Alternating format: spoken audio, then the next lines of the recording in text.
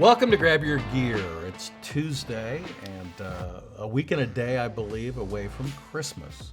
A week from today, we'll be doing our Christmas Eve show. So hopefully, even though it is Christmas season or whatever, we are going to be here for you. And here with me now, of course, is Jack Windsor. Jack's here every week with the Ohio Press Network, founder, managing chief, editor, whatever else you have going on there, you have those titles. Also the host at 98.9 in Columbus, Ohio, The Answer, and The Windsor Report, your podcast favorite place. Just go find it, type in The Windsor Report. That's right. Is that all the places you are? For now, yes. And then Facebook and X, make sure that you follow there because we do publish a lot of our content, Yes. Audio and written. And you're very active on X. Very active on X. More so now than previously. In fact, I made the comment last week, just imagine if Elon hadn't purchased X, which, by the way, did you see the report that came out yesterday with respect to the political ideologies that use the platform? No. It's about equal. Really? Which flies in the face of what the progressives and the Democrat Party have been saying. Didn't they start their own platform? Blue Sky, perhaps, or Blue something. It'll fail. For sure. But whatever it was. Yes. It's somewhere. It's somewhere. Yeah. But what that platform didn't get was shut down the way that Amazon Web Services shut down Parler, if you remember that from a couple years ago. I want to get into a couple of stories, but I want to talk about some things that you're covering with the Ohio Press Network. One thing that actually Guncat, a friend of the show, kind of turned us on to was the Corporate Transparency Act. What is that, by the way? The Corporate Transparency Act, in a nutshell, is the federal government's attempt to capture what they would call beneficial ownership information on small companies. And I mean small companies, 20 or fewer employees. Moms and pops. Less than $5 million in revenue. So this law was passed. It is an act of Congress, went into effect January 1, and it requires businesses that meet the criteria I just mentioned to file information with the U.S. Department of Treasury. If they don't do that, they can face fines of up to $591 per day. If that turns into a criminal conviction for defying What do the law, what do you have to report on? you have to report name, information on owners of an organization. So, for example, if you've ever registered with the Secretary of State, which is where this information belongs, when you file that information with the Secretary of State, it's already there. But the feds want it now, and if you don't comply, and I think they also want a photo of each owner of an organization, which is a little bit interesting to me. So $591 a day fine if you are found to be criminally negligent in following this new law. You could be fined up to $10,000, maximum 2 years in prison. The good news is there's a federal court in Texas that issued an injunction as this plays out in the judiciary. So right now, businesses are not required to file that paperwork. Yeah, because it technically went into effect January 1st, 2024. 2024. So it's actually been in effect for a year. For a year. So many accountants are telling their business clients, hey, I'm not going to advise you on this, but you need to know that you're required to do this. And that's putting an additional financial burden on small businesses to contact attorneys or accountants that might have more insight on this new law and to say, hey, what do I need to do? So, of course, they're spending more money out of pocket. I did have a chance to talk with U.S. Congressman Warren Davidson from Ohio's 8th Congressional District about this last week. He has a big brother law, bill rather, that's designed to actually reverse this. And that is in the House, but has not received any traction or action. Okay, so just hearing it and you describing it, all I can think about is they hired, 70,000, 100,000 IRS agents, and they need revenue to pass all of these programs that now are going to be cut by Vivek Ramaswamy and Elon Musk. We hope. And it's a total invasion of privacy. It is a total invasion of privacy. It's violative of the Fourth Amendment. And Warren Davidson, when he was on the radio with me, by the way, if you want to hear that interview, it's very good. Warren is excellent. You go to the excellent. podcast, The Windsor Report. The Windsor Report, type it up wherever you get your podcast, or you can go to 989theanswer.com. And the date you did that, just so people can Yeah, it's going to be last week. Okay, so I think it might have been Wednesday-ish. Okay. But the archive is right there. You just have to scroll down a little bit and just look for Congressman Warren Davidson. But I lost my train of thought on that, Joe.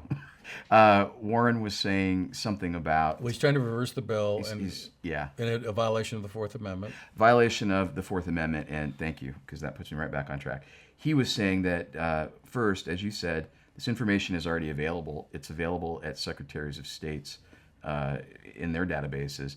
And if the federal government wants that, they can issue a subpoena. They can try to get a warrant. And this is their way of circumventing Fourth Amendment protections. Okay. I just see it as a total attack on privacy and small business and trying to shake people down. I mean, 100%. I don't know what else you'd need this for. Yeah. What do they say it's for? I mean, there's got to be some BS. Yes. So the selling point for it was it will help us track, identify, and stop bad actors that are laundering money through LLCs. You know, like Hunter Biden. I mean, you just described him. 100%. And of course, Jim Biden. And I mean, yeah. This is the irony. It basically is a law to go after what the president's family did. Yes. And that the son has been pardoned for. Because, by the way, just a reminder, Hunter Biden wasn't just pardoned for the gun crimes and tax evasion. There's this blanket pardon goes back a decade. And that's the time during which he inked some of these contracts, basically peddled foreign influence and laundered money. If I had to guess, they go back that far because that's probably when his father got involved. Yes. Yeah. I mean, this isn't hard to figure. It isn't. No.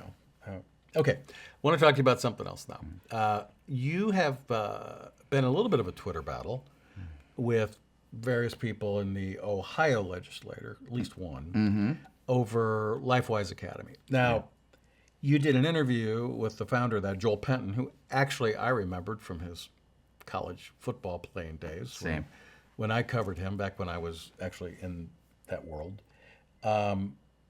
And let's start with him. Okay, so the basis is it is, let's just call it a Bible study. It's Christian instruction and that sort of thing during school hours, but off campus and when the student has no responsibilities like class or anything like that, right? So if they have a free period, right, they can leave the campus and go to LifeWise Academy, experience the experience, whatever, and then they can come back. They actually have a bus that picks people up, right? So that's it, right? So if you're claiming separation of church and state, it's basically no different than an after-school activity off campus during free periods. I mean, because if the student is technically free, it's as if they're off school. Right. They go, okay, am I correct so far? You are. So there's a multiple prong test, right? The Supreme Court ruled on this all the way back in 1952. There's been federal court precedent. Ohio attorneys general have weighed in on this. And the other key component I'll add, it's voluntary. Schools don't mandate it. Families, students voluntarily enroll in this program. It's off-site, and it's during non-core curriculum time. Okay, so you did an interview with Joel Penton, the founder. Yes. Let's have his description. Let's hear how he describes it, and then we'll continue our discussion here and how you got in trouble. Parents that don't want to participate don't have to participate. It cannot erode core class time. And oftentimes it's during times of the day when there's literally no class. I mean, we can talk about Westerville and Worthington, but those are situations where kids are literally getting this during lunchtime. So they don't miss a moment of class. And somehow the issue, it shouldn't even be politicized, you know. Right. It should just be the legislature clarifying, yes, parents can have access to this. Schools just need the policy in place so that they can decide how they're going to do it in their district. Okay, so he explains what we explained, but then he references the legislature. So what is going on at the legislature that has to do with LifeWise Academy?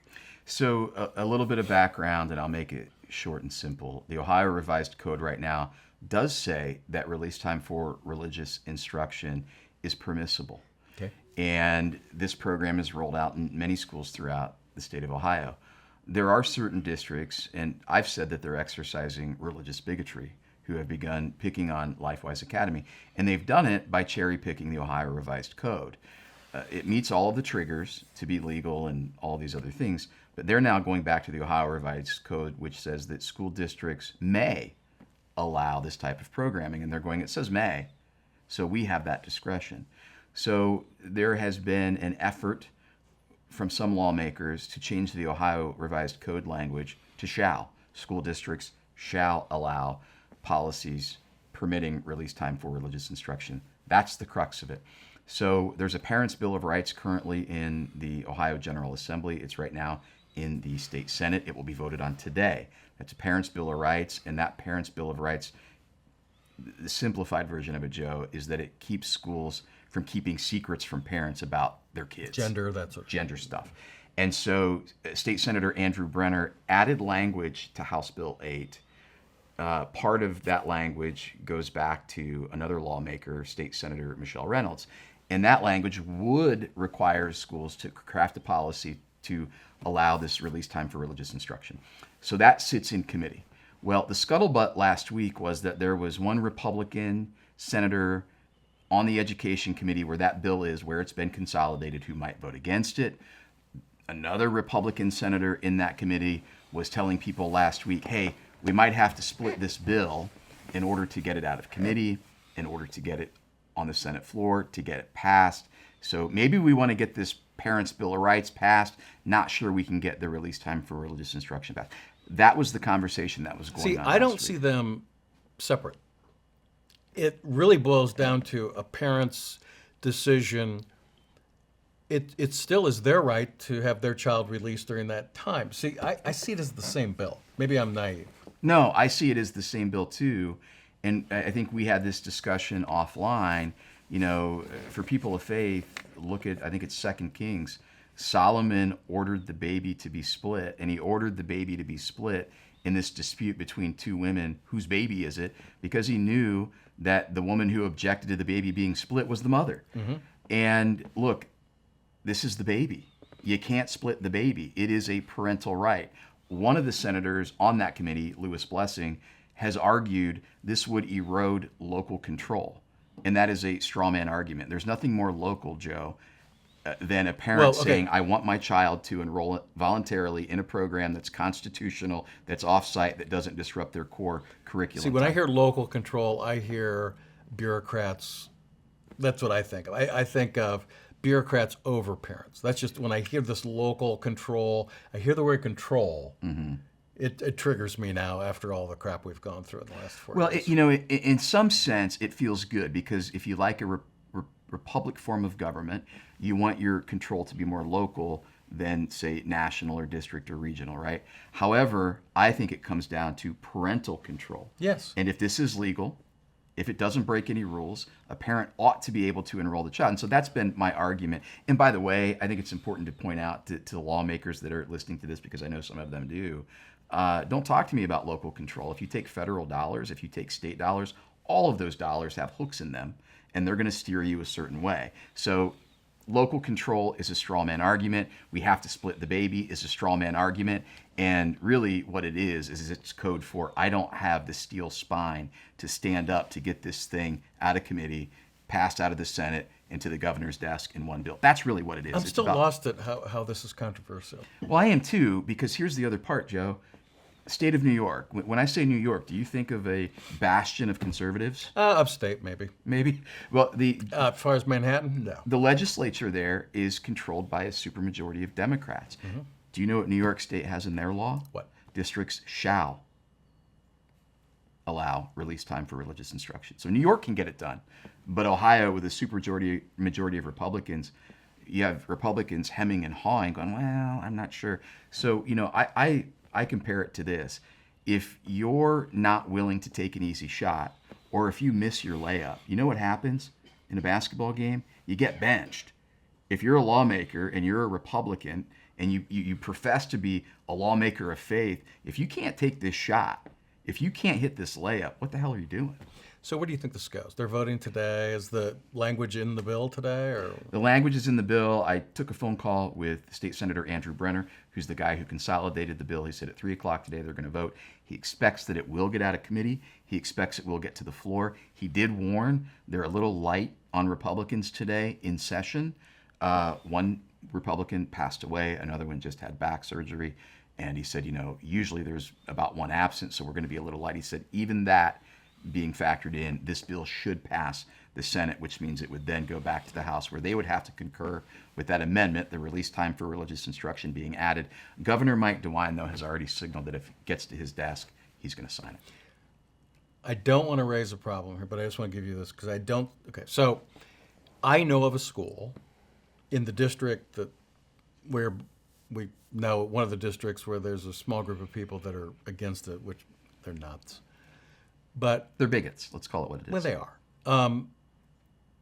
And there's a school in that district where there is a Muslim employee who needs to dismiss herself to pray, I think for 10 or 15 minutes once a day, and nobody really gives a flying flag. I mean, and I wouldn't either. No. So I struggle with why this is even a topic. I agree. And so let's handle those. So do we have to take this woman out who has her? No. I mean, does she? I mean, I would object to that. If that was the direction of the school board, I would object to that as vehemently as I've objected to LifeWise programming being removed, because you either have religious freedom or you don't. It's kind of what I'm saying. And nobody seems to be up in arms over accommodating her. No. In fact, let me spin it another way. One of the things that I think has been brought forward in an effort to torpedo this movement, is you've probably heard about the Satanic Temple now saying that they're going to put together release time for religious instruction. Let them. They have a right to do that. Let them. And some conservatives and Christians are up in arms.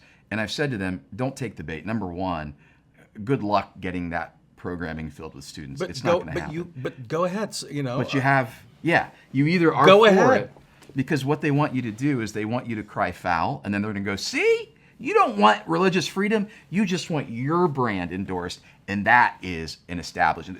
They would say that is something that violates or infringes upon the establishment clause. I would welcome them and say the only rule I have is don't want you talking about your Satan project during school hours and on school grounds. But when you leave, you're allowed to do whatever you want. Yeah, that's freedom. Unless you want to talk to your other friends who are also in the Satan Club, which would probably be somewhere between 0 and none. Right.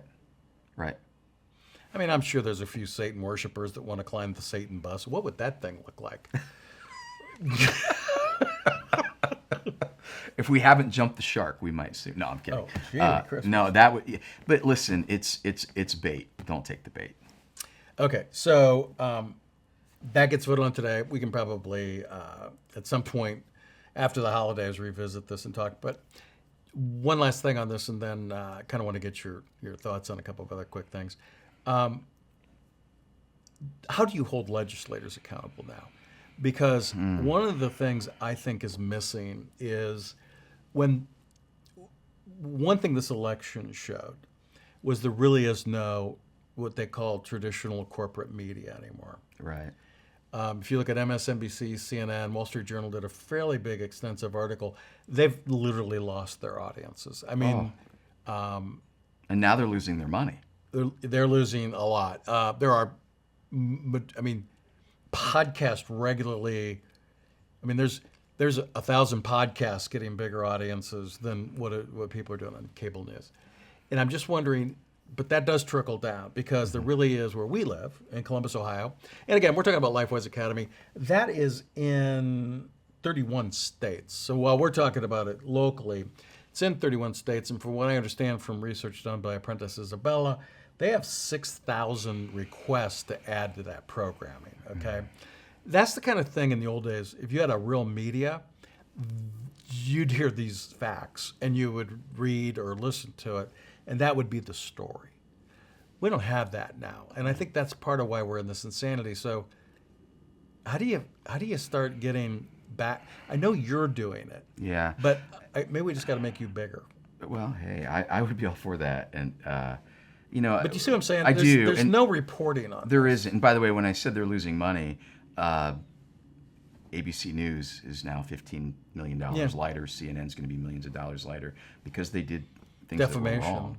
I mean, you can't defame people. Yeah, and I guess I need to be careful. As you know, the other hat I wear as investigative reporter, those were settlements, so I can't say that there was like a ruling that was they were guilty of defamation, but there was certainly enough there that they were willing to. But it was going down that train, and It if you was. listen to any legal opinions, I mean, even the most liberal legal opinion, defamation is a fairly clear. Yes.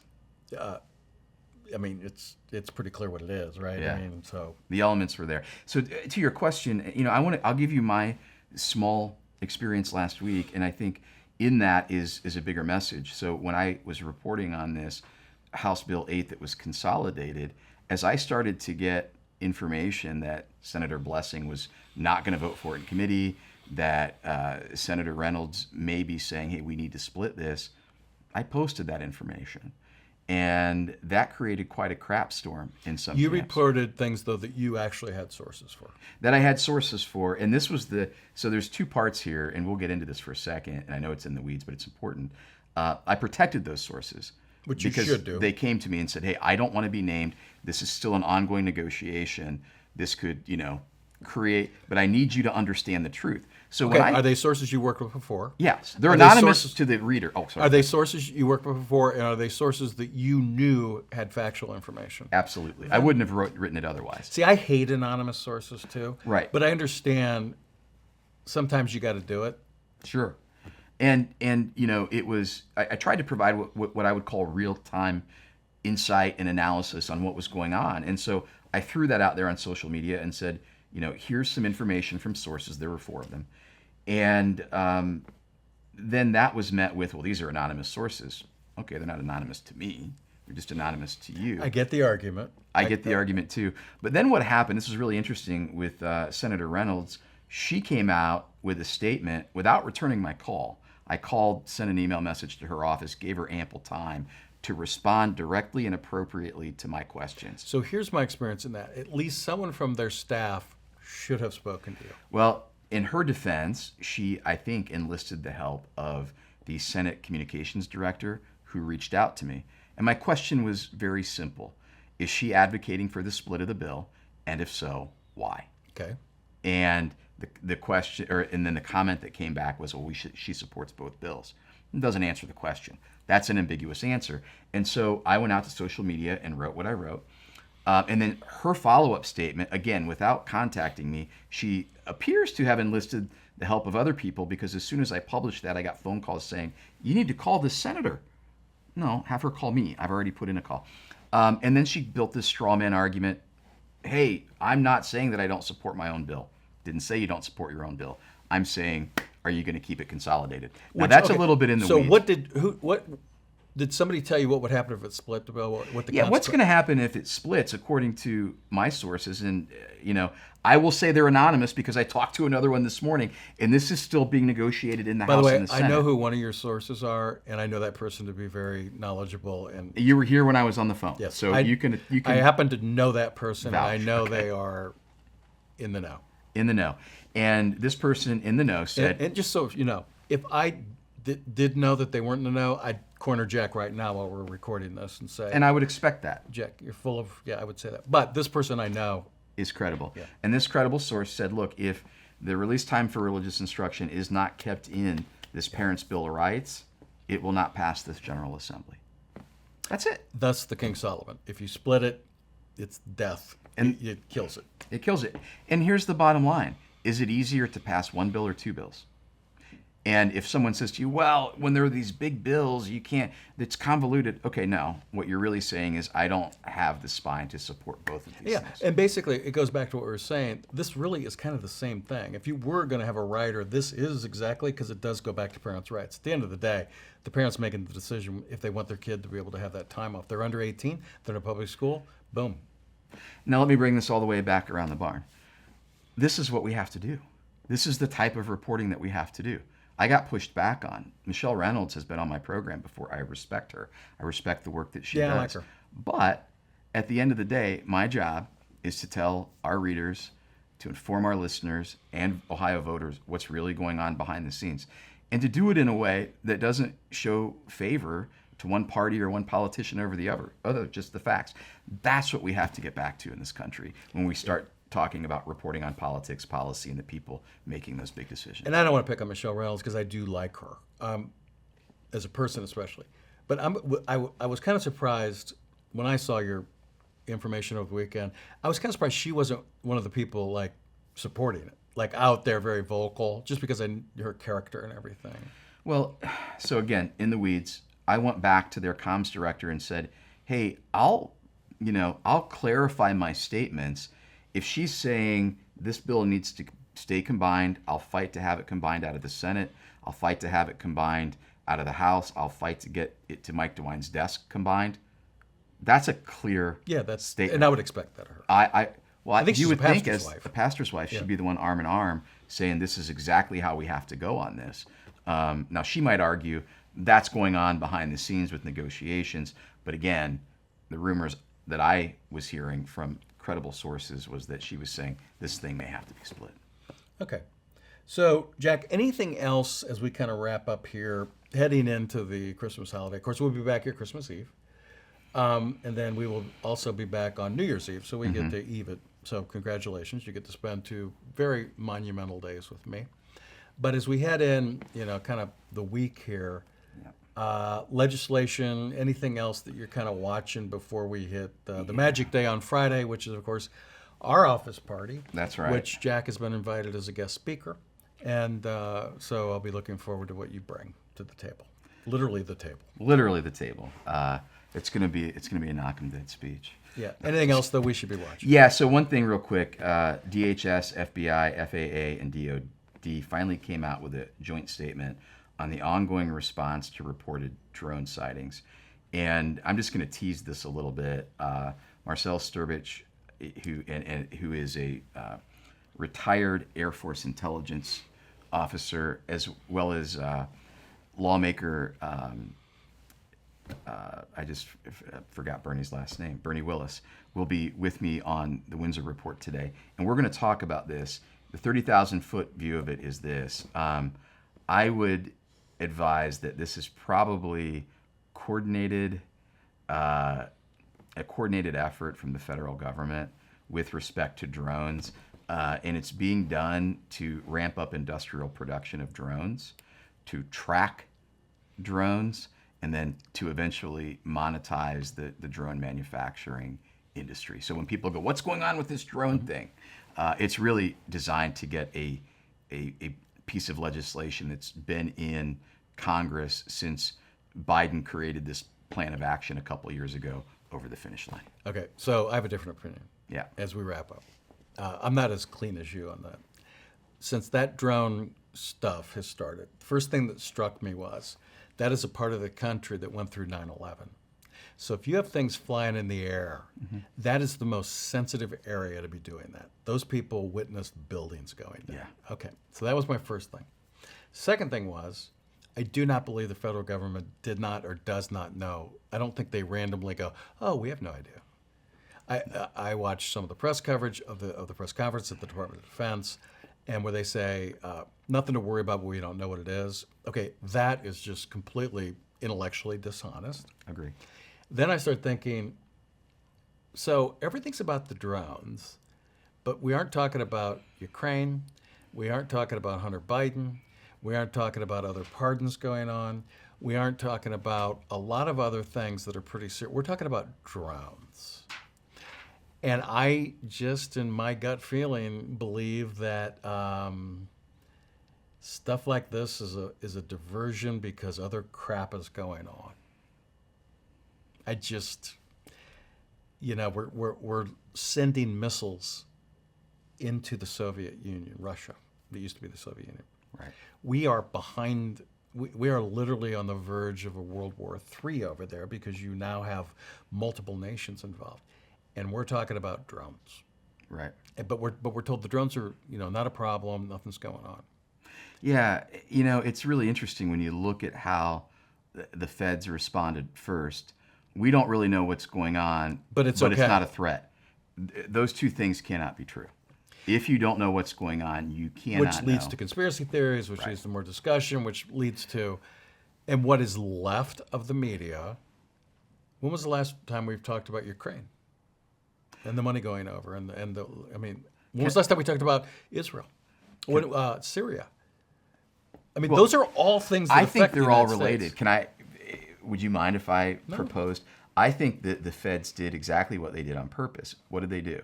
They said, we don't know what's going on, but it's not a threat. I mean, you could say that to a kindergartner and their radar goes off because they go, okay, something's going on here. Well, when you have that type of inflammatory language and reasoning in front of you, what do? You talk about it more, you look into it more. So that, I think, was actually intentionally designed to create in our minds, oh my gosh, these drones can be dangerous.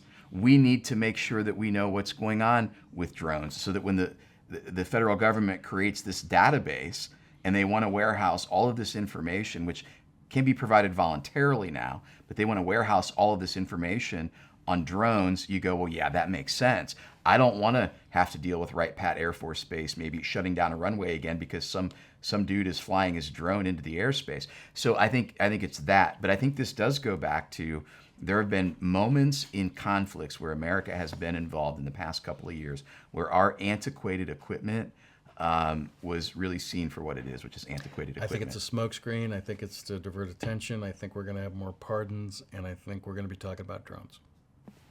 We'll see. We'll see. Look, they lost me when 51 intelligence officers said that Hunter Biden's laptop was Russian interference. Anyhow, that's another day. Yeah. All right, Jack. Thanks. Appreciate it, everybody. Like we said, we'll be here next week for New Year's Eve or Christmas Eve. Then the following week, New Year's Eve, and then we're going to start off next year with a bang. A lot to go through as we head into 2025. But in the meantime, thanks for joining us today. Hope you have a great Tuesday, the rest of your day. For Jack, for Joe, for Apprentice Isabella, we appreciate you taking some time to join us here on Grab Your Gear. And until next time, next week, we'll see you.